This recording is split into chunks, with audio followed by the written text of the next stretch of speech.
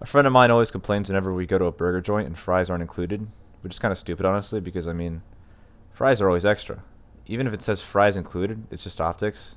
What that really means is they calculated the cost of fries into the meal, and you know this because if you ask for no fries, they'll usually charge you less.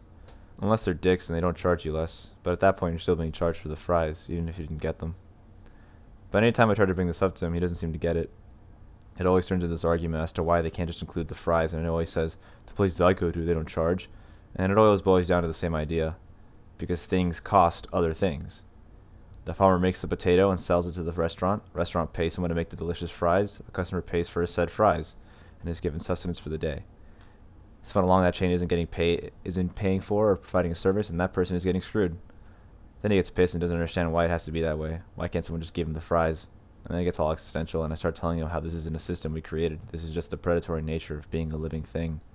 Go back to the first living things, single-celled organisms. Single-cell organism meets bigger single-cell organism. Bigger cell eats smaller cell. Becomes multicellular. The cycle repeats over and over and over again until multicellular beings become complex, living things like grass and lions and gazelles. We call that evolution. But it doesn't stop there because that gazelle eats the grass and the lion eats the gazelle. But then he wonders, why does it have to be this way? And I say, because there are a finite amount of things in the universe. So if you get something, that means someone else lost it.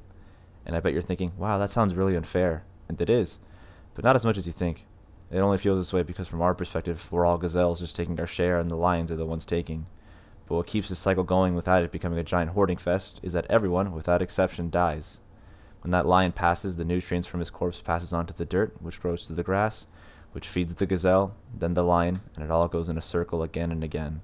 This cycle allows the finite resources to be taken and then eventually given back. Now, obviously, everyone wishes we could all have our fair share all at once and keep everyone happy all at once. But we don't live in a world where we can just create matter. And until we do, scarcity still exists, and fries aren't included.